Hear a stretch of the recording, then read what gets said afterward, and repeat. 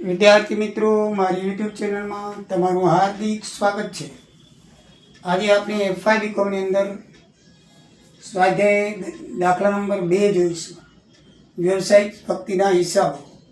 Comment પણ આવી છે કે સ્વાધ્યાય દાખલા નંબર 2 ગણાવશો, તો હું સ્વાધ્યાયનો બીજો દાખલો ગણાવું છું અને આ સ્વાધ્યાયનો હવે આ છેલ્લો દાખલો છે। તમારી કોમેન્ટ આવશે તો હવે હું દાખલા ગણાવીશ, બાકી મારા તરફથી અહીં આ પ્રકરણ પૂરું થાય છે। બરાબર છે। 3-4 દાખલા ઉદાહરણના અને 2 દાખલા સ્વાધ્યાયને આપણે 2 અને 25 કર્યા, તો 6 દાખલા જેવું થઈ ગયું છે। છતાંય પણ તમને કોઈ દાખલો ના આવડે તો કોમેન્ટ કરશો તો ગણાવીશ, બાકી હવે મારા તરફથી આ સ્વાધ્યાય પૂર્ણ થયેલું જાહેર કરવામાં આવે છે। બરાબર છે। તો આ દાખલો પણ જોઈ લો। આ દાખલામાં એક પોઈન્ટ ખાસ અગત્યનો છે, જે હું પછી તમને નીચે લખેલો પણ છે અને ચર્ચા પણ કરી નાખીશ। બરાબર છે। તો દાખલા નંબર 2ની અંદર મિત્રો, એ સુંદર નામના એક સોલિસિટર છે, એનું પાકું સરવૈયું અને નફા નુકસાન ખાતું બનાવવાનું આપણને કીધું છે। તો એમાં મૂડી લખી છે 7500 રૂપિયા। તો મિત્રો, મૂડીની દેવા બાજુ 7500 રૂપિયા આવશે। એમાંથી ઉપાડ કરેલો છે 3000 રૂપિયા, એ ઉપાડ બાદ થશે અને ચોખ્ખી મૂડી 4500 ઇનર કોલમમાં આવશે, કારણ કે હજી આપણે નફો ઉમેરવાનો બાકી રહેશે, એટલે ઇનર કોલમમાં લખશું। નફો આવે ત્યારે આપણે ઉમેરશું। એક એક આઈટમ જોતા જઈએ તો નહીં મળેલ ફી અંગેનું અનામત તો 6500 રૂપિયા છે, એટલે નહીં મળેલ ફી અંગેનું અનામત 6500 રૂપિયા હંમેશા નફા નુકસાન ખાતાની જમા બાજુ આવે, એ ધ્યાનમાં રાખજો। નહીં મળેલી ફીનું અનામત એ શરૂઆતનું છે, એ શું છે? શરૂઆતનું છે, એટલે આ વર્ષમાં શું થશે? મળી જશે। એટલે નહીં મળેલી ફીનું અનામત છે એ નફા નુકસાન ખાતાની જમા બાજુ આવશે। પછી ઓફિસ ભાડું 2500 નફા નુકસાન ખાતાની ઉધાર બાજુ। ઓફિસ પગાર 8000 નફા નુકસાન ખાતાની ઉધાર બાજુ। બાકી કામ અંગે અસીલો પાસેથી અગાઉ મળેલ રકમ 5000। બરાબર છે। તો એ મૂડીને દેવા બાજુ આવશે। બાકી કામ અંગે અગાઉથી મળેલ રકમ 5000। બરાબર છે। અગાઉથી મળેલ રકમ એટલે આપણે ભવિષ્યમાં દેવા પડે, એટલે મૂડીને દેવા, અગાઉથી કોઈ પણ રકમ હોય એ મૂડીને દેવા બાજુ લખાય। પરચોના લેણદારો એ પણ મૂડીને દેવા બાજુ આવશે 900 રૂપિયા। ઓફિસ ખર્ચા 4900 છે, એમાં એક હવાલો છે। પરચોના ઓફિસ ખર્ચા નફા નુકસાન ખાતાની ઉધાર બાજુ આવે 200 રૂપિયાનો એમાં હવાલો છે। હવાલામાં લખેલું છે કે અસીલો વતી કરેલ ખર્ચ 200 પરચુરણ ખર્ચ ઓફિસ ખર્ચમાં ઉમેરાઈ ગયા છે। તો ઉમેરાઈ ગયા હોય ઓફિસ ખર્ચમાં, તો એમાંથી બાદ કરો, 49 થી 200 બાદ કરો એટલે 4712 કોલમ લખવાના। હકીકતમાં એ છે અસીલોના ખર્ચ, અસીલોના ખર્ચમાં ઉમેરી નાખો। દાખલામાં 38-70 અસીલોના ખર્ચા અંગેના લેણા આપેલા છે। લેણા હંમેશા મિલકત લેણા બાજુ આવે, કારણ કે અસીલો વતીથી આપણે ખર્ચો કર્યો હોય, આપણી પાસે એની પાસેથી પૈસા ના આવ્યો હોય, એટલે આપણે અસીલો વતી ખર્ચ કરીએ એટલે આપણા પૈસા રોકાણા હોય, એટલે આપણે એની કંઈથી લેવાના હોય, એટલે અસીલો અંગેના જે ખર્ચા કર્યા હોય ને એના લેણા કહેવાય। આપણે શું કહેવાય? એ રકમ આપી ગયો હોય એડવાન્સમાં, તો વપરાઈ ગઈ હોય, પછી માનો કે ઓચિતાનો ખર્ચ કરવાનો આવે તો એની પાસે કાંઈ લેવા નહીં જવાય। બરાબર, ફોન કરી તો કંઈ સાહેબ દઈ જાઉં છું, પણ આપણે તાત્કાલિક ખર્ચો કરવો પડે, એટલે આ અસીલો અંગેના ખર્ચા આપણે એના વતીથી કરીએ છીએ, એ આપણે લેવાના થાય, એટલે મિલકતને લેણા બાજુ કહેવાય, એક જાતના દેવાદારો છે। બરાબર, તો એમાં હવાલામાં જે 200 રૂપિયા ઓફિસ ખર્ચમાં ઉમેરાઈ ગયા હતા એ આપણે બાદ કર્યા, અને અસીલોના ખર્ચના હતા ત્યાં એમાં ઉમેરી અને 40-70 શું કર્યા? ઉમેરીને બહાર આઉટ કોલમમાં ટોટલ લેણા લખી નાખ્યા। પછી છે ઓફિસ ખર્ચ આવી ગયો। હવે ફર્નિચર અને લાઇબ્રેરી પર 10%, તો ફર્નિચર અને લાઇબ્રેરી મિલકતના લેણા બાજુ આવશે 6500 રૂપિયા, એમાં 10% ઘસારો એટલે એક મિનિટ કાઢી નાખો, 650 ઘસારો થાય, એટલે આઉટ કોલમમાં 5850 આવે। અને બીજી અસર ફર્નિચરનો ઘસારો નફા નુકસાન ખાતાની ઉધાર બાજુ 650 રૂપિયા આવશે। હવે રજૂ કરેલા બિલો અંગે અસીલોના બાકી લેણા 8200 છે. તો આપણે પહેલાં ઇનર કોલમમાં લખશું, કારણ કે નીચે હવાલો છે. ફી અંગેના રજૂ કરેલા બિલ બાકી લેણા છે. કેટલા છે? હંમેશા આપણે બાકી લેણાની મૂડી અનામત કરીએ છીએ. પણ મિત્રો ઘણી વખત મૂડી અનામત આપણે જેમ તમે અગાઉના વિડીયોમાં જોયું હોય તો આપણે જે 25મો દાખલો ગણાવ્યો હતો સીએનો, તો એ સીએવાળા દાખલામાં પણ એમ હતું ઘણી વખત આપણે મૂડી અનામત બાકી લેણા એક વખત આપેલા. ઉદાહરણમાં તો આપણે જોઈએ એક વખત આપેલા તો એક બાજુ 4 અસર આપતા. પણ ઘણી વખત શું કરે, હવાલામાં એ લોકો આપે અને દાખલાની રકમમાં પણ આપે.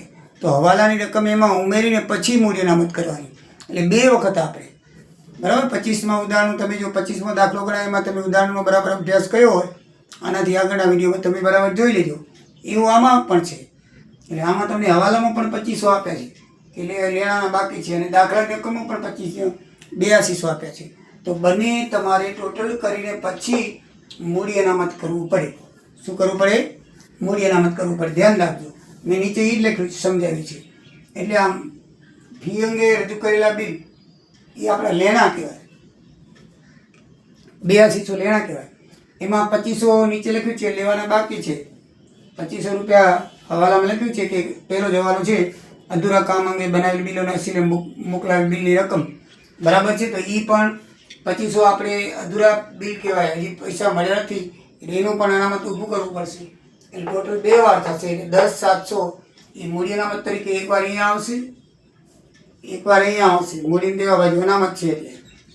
પછી એની ત્રીજી અસર અહીંયા બાકી બિલનું અનામત જે આપણે સામે કરી છે એને વાઇસ વર્ષા કરવી પડે એન્ટ્રી, કારણ કે એની અસર ક્યાંય ન આવી જોઈએ. તો મળવાના બાકી બિલ 8200 વત્તા 2500 10700 અહીંયા આવશે, 10700 અહીંયા આવશે, 10700 અહીંયા આવશે, 10700 અહીંયા આવશે. એટલે 4 અસર થઈ ગઈ. હવે મિત્રો આવું 2 વખત આપેલો ને ત્યારે બરાબર ધ્યાનમાં રાખજો. જે 25મા દાખલામાં આવ્યું છે ને આમાં દાખલામાં આવ્યું છે. હવે આ જે મળેલ ફી હોય ને, દાખલામાં તમને મળેલ ફી આમાં પણ આપેલી છે 30,700 છે, અને 25મા ઉદાહરણમાં પણ આપેલી હતી. તો આ મળેલ ફી છે ને એની અંદર આ બિલનો સમાવેશ થઈ ગયો હોય તો આપણે છે ને એ બાદ કરવી પડે. શું કરવી પડે? બાદ કરે. કારણ કે એકવાર 8200 તો અહીંયા આવી ગયા, પછી બીજી વાર આમાં 8200 લઈ તો ડબલ થઈ ગયા. એટલે હંમેશા જે બીજી રકમ છે ને એ મળેલ ફીમાંથી શું કરવી પડે? બાદ કરવી પડે. તો મળેલ ફીમાંથી બાદ કરી એટલે આઉટ કોલમમાં 22,570 લખવા પડે. આ જે છે ને એ મળેલ ફી મળવાના બાકી બિલ જે છે અહીંયા આપેલા છે એ જ્યારે રકમમાં આપેલા હોય ને તો એ મળેલ ફીની અંદર સમાવેશ થયેલો હોય, અને એને એમાંથી શું કરવાનું? બાદ કરવાનું. પછી તમારે આઉટ કોલમ 22,570 લખવાના. બાકી ક્યાંય 82 બધે આવશે. અહીંયા 82 આવશે, અહીંયા 82 આવશે, અહીંયા 82 આવશે, પણ અહીંયા 82 આમાં આવી ગયા છે એટલે બીજી વખત આમાં નહીં આવે એટલે બાદ કરીને આઉટ કોલમમાં 22,570 લખવાના થશે. નીચે મેં એ જ લખ્યું છે, બસ બીજું કાંઈ નથી લખ્યું. પછી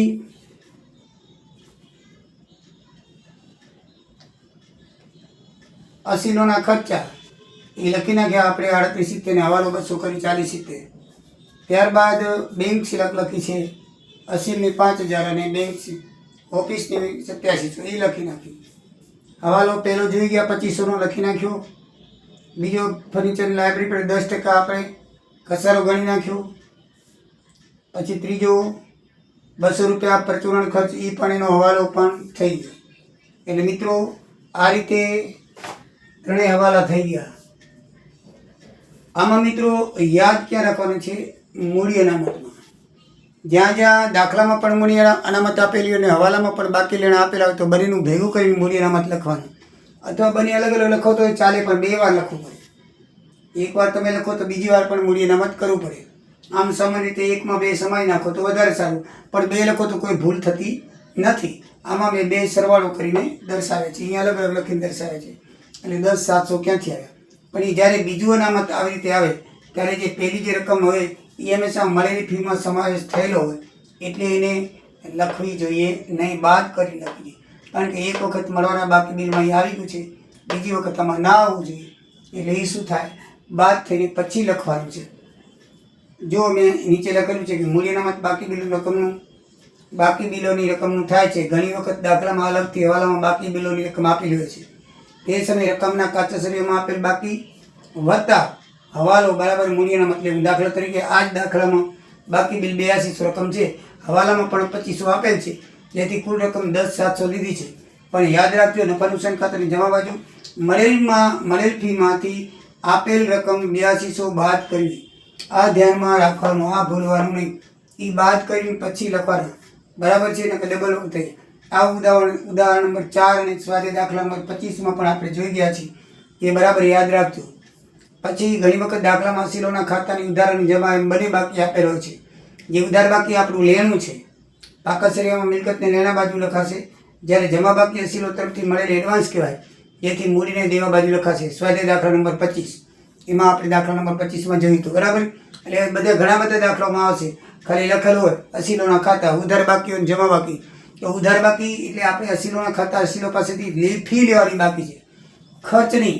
આ અસીલો અંગેના ખર્ચના અને અસીલોની ઉધાર બાકી બંનેમાં ફરક છે.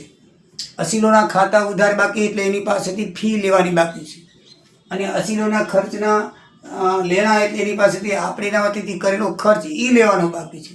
આપણે અસીલો પાસેથી બે વસ્તુ લેવાની હોય, એક તો આપણે કોર્ટની ફી જે આપણે કોર્ટમાં લડી છીએ એની, બીજું આપણે એના વતીથી કરેલો ખર્ચ.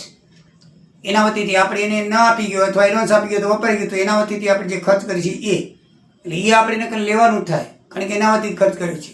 એટલે બે વસ્તુ એની નકલ લેવાની થાય. કઈ અસીલો અંગેના લેણા, ખર્ચના અંગે લેણા, તો એ મિલકતને લેણા બાજુ આવે, બરાબર છે? અને બીજા જે એની ઉધાર બાકી છે અસીલોની આપણે લેવાની, એ પણ અહીંયા ઉધાર બાજુ આવશે. કઈ આવશે? ઉધાર બાજુ. બંને ઉધાર બાજુ આવે, ફી અંગેના લેણા અને અંગેના ખર્ચા, કારણ કે આપણે બે એની પાસેથી લેવાના છે.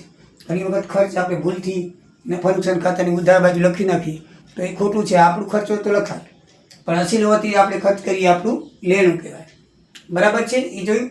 આમ અસીલોના ખાતાની ઉધાર બાકી આપણે જ્યારે મૂલ્યનામતમાં સમાવેશ કરો ત્યારે તે નફા નુકસાન ખાતાની જમા બાજુ મળેલ ફીમાંથી બાદ કરવું, કારણ કે મળવાના બાકી બિલમાં એ રકમનો સમાવેશ થઈ ગયો હોય છે, એટલે બીજી વખત ન આવે. દાખલા તરીકે 8200, જેમ આપણે 8200 અહીં થયા છે એ રીતે આપણે લખવાનું હોય છે. એટલે મિત્રો, નીચે મેં તમને ખાલી સમજણ ખાતર લખ્યું છે, બાકી તમારે પરીક્ષામાં લખવાનું નથી. પરીક્ષામાં તો એ જ લખવાનું છે, બરાબર છે? આમ તો તમે જુઓ તો મિત્રો, દાખલો ઇઝી ને સરળ છે. એકાદ આઈટમમાં જે છે આ 8200 વાળી, એમાં થોડીક ભૂલ થવાનો સંભવ છે, પણ તમે ગણેલો હોય ને એક બે દાખલાની પ્રેક્ટિસ કરેલી હોય ને, તમને કાંઈ વાંધો નહીં આવે, બરાબર છે?